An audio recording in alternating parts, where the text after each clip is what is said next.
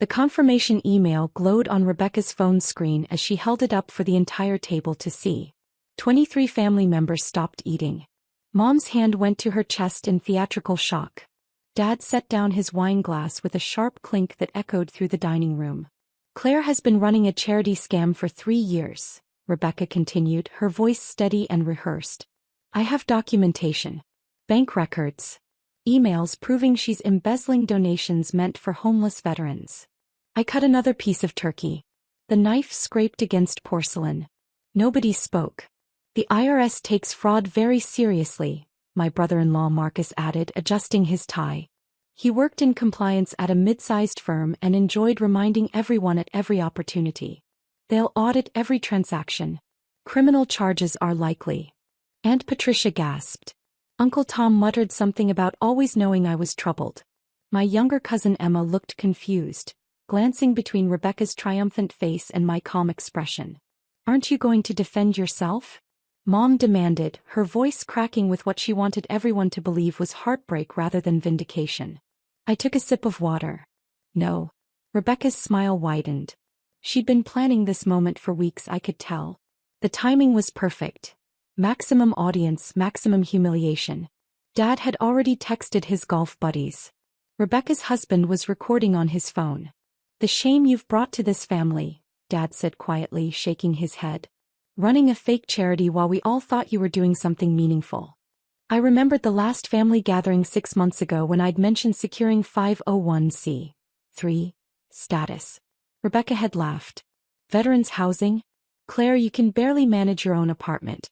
This is embarrassing.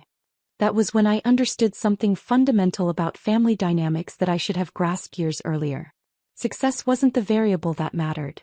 The narrative was. And in our family's narrative, I was the struggling younger sister who made questionable life choices while Rebecca thrived in pharmaceutical sales with her architect husband and 2 photogenic children.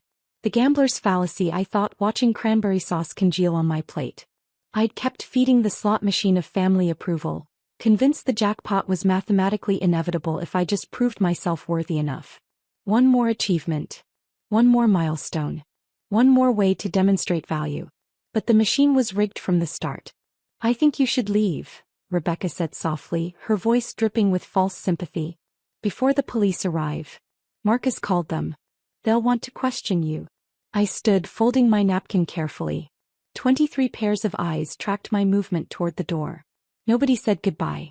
Nobody asked questions. The narrative was too satisfying to interrupt with inconvenient things like evidence or truth. The cold November air hit my face, sharp and cleansing. I sat in my car for a moment, hands on the steering wheel, before driving to Westside Commons, the transitional housing facility where 47 veterans currently lived in dignity while rebuilding their lives. 2 weeks later, Rebecca's phone rang at 9:47 a.m. on a Tuesday. Miss Holloway? This is Agent David Chin from the Internal Revenue Service, Criminal Investigation Division. Rebecca put down her coffee, her heart racing with anticipation. Finally.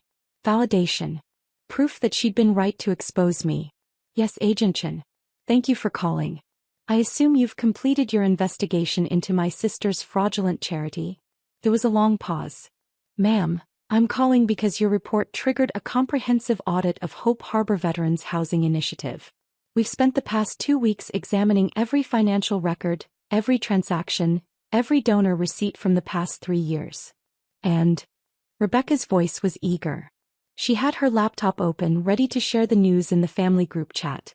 Ma'am, your sister's charity is one of the most efficiently run nonprofit organizations I've encountered in 12 years at the IRS.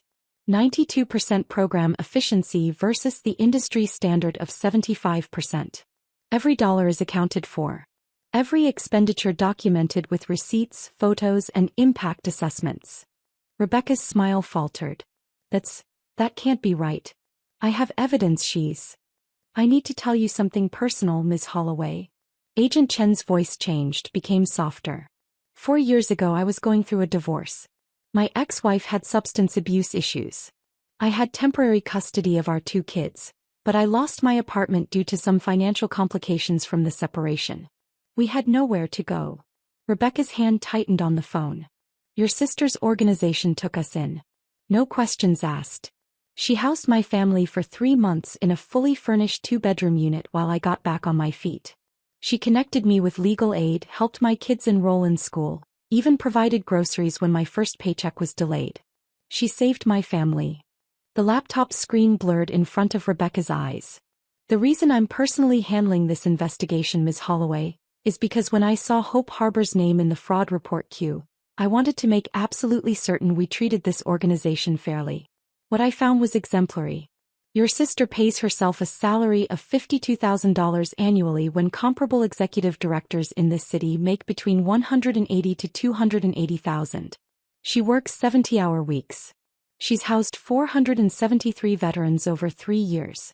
81% successfully transitioned to permanent housing. But the money, Rebecca started weakly. Every donation is tracked in publicly available financial statements filed with the state. Your sister maintains the kind of documentation most Fortune 500 companies would envy. She has a CPA firm audit her books quarterly at her own expense. The city council gave her a community service commendation last year. The mayor attended the ceremony. Rebecca opened her mouth. Nothing came out. Ms. Holloway, filing a false report with the IRS is a serious matter. However, given the investigation revealed no wrongdoing and actually confirmed the exceptional nature of this organization, I'm not recommending charges against you at this time. But I need you to understand something clearly. Your sister is doing genuine, measurable good in this world. I suggest you examine why you felt compelled to try to destroy that. The call ended. Rebecca sat in her kitchen, the confirmation email she'd shown at Thanksgiving still in her sent folder, and felt the first crack in the narrative she'd built her identity around. The procedural machinery moved with bureaucratic precision over the next 90 days. Day 1 to 14. Evidence collection. Agent Chen's team subpoenaed 3 years of bank records, donor files, lease agreements and program documentation.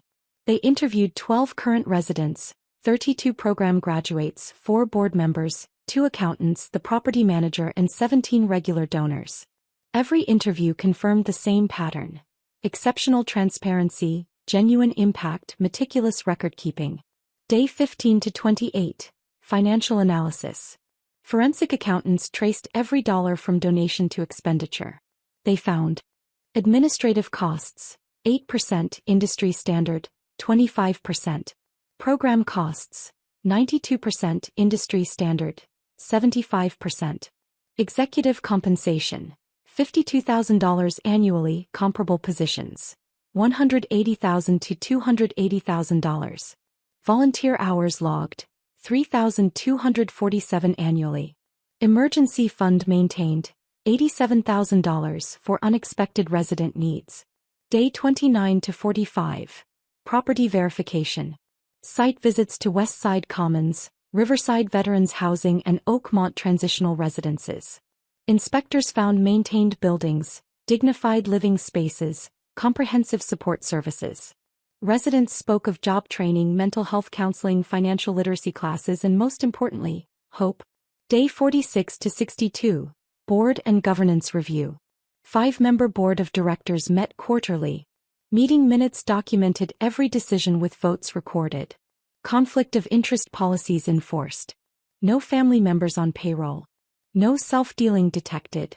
Annual audits completed by independent CPA firm at organization's expense, not required for nonprofits of this size. Day 63 to 75. Impact verification. Follow-up with program graduates revealed. 81% maintained stable housing 18 months post-program. 68% employed full-time. 47% completed additional education or vocational training. 92% reported improved mental health outcomes. 0% returned to homelessness within 2 years. Day 76 to 90. Final report. Agent Chin compiled findings into 47-page report submitted to IRS Criminal Investigation Division, State Attorney General's Office for Nonprofits, and City Council Community Services Committee. Conclusion. Hope Harbor Veterans Housing Initiative represents exemplary nonprofit management. Recommend for federal grant eligibility. No action warranted. The report included one additional note Agent Chin added personally. Ms. Claire Holloway's work provides measurable return on investment for taxpayers through reduced emergency services usage, decreased chronic homelessness, and increased economic productivity of veterans successfully transitioned to stability. Rebecca's phone started ringing 3 weeks after Agent Chen's call. First, Mom. The neighbors are asking questions. Mrs. Henderson saw something online about Claire receiving an award. Is that true? Then Dad. My golf partner mentioned his company donated to Claire's charity. Said it's highly regarded. Why didn't you tell us? Then Marcus, her husband, quietly. Becca, I looked up the charity's financial statements. They're public record. Your sister's organization is legitimate. Why did you report her? Rebecca sat at her kitchen island, surrounded by the trappings of the success she'd weaponized against me for years. The Sub-Zero refrigerator. The marble countertops. The family photos in expensive frames. The narrative she'd maintained so carefully was crumbling, and she couldn't understand why it hurt so much to be wrong. I created a document that winter. I called it the Ghost Ledger. It wasn't about money, though Rebecca's report had cost Hope Harbor 3 months of operational focus and $12,000 in additional legal fees to cooperate with the investigation. It was about the unmeasurable costs that family extraction demands. November 2019. Missed Hope Harbor's first successful house placement to attend Rebecca's product launch party. Cost. Memory of Mr. Patterson's face when we handed him apartment keys, never recoverable. March 2020. Promotion to executive director called, nice hobby, while Rebecca's new car got 40-minute conversation. Cost. Self-worth erosion continuing. June 2021. Weekend spent helping Dad move furniture while he complained about my unstable lifestyle. Meanwhile, secured housing for 5 veterans. Cost. Time with people who actually needed me. 2 days of life never returned. September 2022. Invited to City Council commendation ceremony. Didn't tell family because previous achievements were mocked. Went alone. Cost. Belief that family celebrates success fully depleted. November 2023. Rebecca's IRS report. Cost. 3 months operational distraction, $12,000 legal fees, 47 residents wondering if program would survive, trust in family permanently destroyed. The ledger wasn't for revenge. It was for clarity. Accountants call them sunk costs, investments that cannot be recovered and should not influence future decisions. I'd been treating family as an asset that would eventually appreciate. The ghost ledger showed me the truth. It was a liability dragging down my entire portfolio of well-being. The city council meeting happened on a Wednesday in February, 4 months after Thanksgiving. I didn't know Rebecca was there until I saw her in the back row. Mayor Williams stood at the podium. The Community Impact Award recognizes organizations demonstrating exceptional service to our city's most vulnerable populations. This year's recipient has housed 473 veterans, maintained 92% program efficiency, and achieved outcomes that exceed national standards by every measurable metric. The auditorium held about 200 people. Veterans I'd worked with, board members, donors, city officials. Agent Chin sat in the 3rd row with his teenage daughter. Hope Harbor Veterans Housing Initiative under Executive Director Claire Holloway's leadership represents the best of what nonprofits can achieve. Measurable impact, fiscal responsibility, and genuine transformation of lives. The plaque felt heavy in my hands. Not because of the medal but because of what it represented. Validation from the systems that matter. Government oversight, community recognition, measurable outcomes. Not from the people who shared my blood but couldn't see my worth. I gave brief remarks about the veterans who'd rebuilt their lives, the volunteers who gave their time, the donors who made it possible. I didn't mention family. They weren't part of this story anymore. Rebecca approached me afterward in the lobby.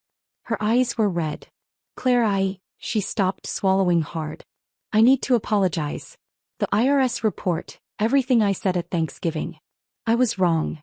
I looked at my sister, this woman who'd spent years diminishing my achievements to maintain her position in the family hierarchy. Part of me wanted to accept the apology, to rebuild something from the ruins. The gambler's fallacy whispered, maybe this time it'll be different. But I'd learned something more valuable than forgiveness over the past 4 months. I'd learned that some relationships cost more than they're worth, and walking away isn't failure. It's financial literacy applied to emotional investments. Rebecca, I don't doubt you feel bad about being wrong. But you didn't apologize for what you did. You apologized for being caught. I adjusted my grip on the plaque. You tried to destroy something that helps people because you couldn't tolerate me succeeding outside the narrative you'd written for my life. That's not, I didn't mean, Rebecca's voice cracked. You showed the family that email with pride. You called the IRS with confidence. You believed I was a fraud because you needed me to be. That's not a mistake, Rebecca. That's a choice you made repeatedly for years. I could see her wanting to argue, to justify, to explain away the pattern. But the ghost ledger was clear. I'd spent years giving her chances to change, and she'd spent those years finding new ways to diminish me. I hope you find whatever it is you're looking for, I said quietly. But I won't be part of the search anymore.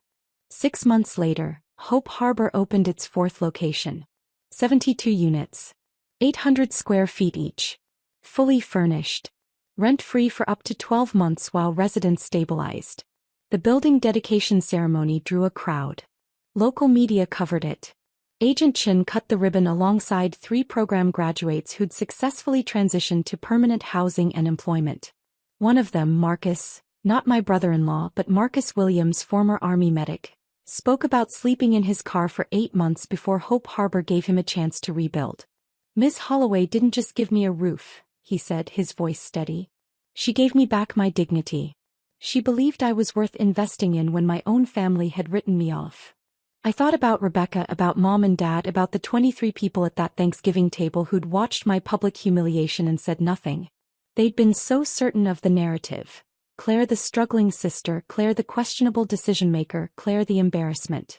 The truth was simpler and sadder. They'd needed someone to look down on to feel elevated. I'd volunteered for the role by caring what they thought. That role was permanently closed. Agent Chin approached me after the ceremony. Ms. Holloway, I wanted you to know the IRS investigation report is now part of your nonprofit's permanent record. It's the most favorable audit outcome I've written in my career. When federal grant reviewers see it, they'll know exactly what kind of organization you run. Thank you, Agent Chin. For everything. I should be thanking you. He glanced at his daughter, who was talking with some of the veterans. You gave us our lives back when no one else would. That's worth more than any audit could measure. After everyone left, I sat in one of the new units. The apartment smelled of fresh paint and possibility. Sunlight streamed through clean windows. In 2 weeks, a veteran would walk through this door and begin rebuilding a life interrupted by circumstances and bad luck. My phone buzzed. A text from Rebecca. Can we talk? Please. I deleted it without responding. The ghost ledger was closed. The balance was 0. And I was finally, completely in the black. From the 4 fortresses I'd built, Westside Commons, Riverside Housing, Oakmont Residences, and now Lakefront Veterans Village, my future began. Not with the family I was born into, but with the community I'd chosen. Veterans finding their way home, donors believing in second chances, volunteers giving their time, and people like Agent Chin who understood that worth isn't determined by blood relation. Rebecca had tried to destroy my work with a single email, confident in her narrative of my failure. Instead, she triggered an investigation that became the most comprehensive validation possible. The IRS had examined every corner of Hope Harbor and found excellence. Some revenge isn't rage. It's simply surviving their dismissal so well that systems designed to detect fraud instead document your integrity. It's building something so solid that attempts to tear it down only reveal its foundation. The confirmation email Rebecca had shown so triumphantly at Thanksgiving remained in her sent folder. Permanent evidence that she'd chosen cruelty over curiosity, narrative over truth, and family hierarchy over someone else's genuine good work. She'd have to live with that. I had fortresses to build.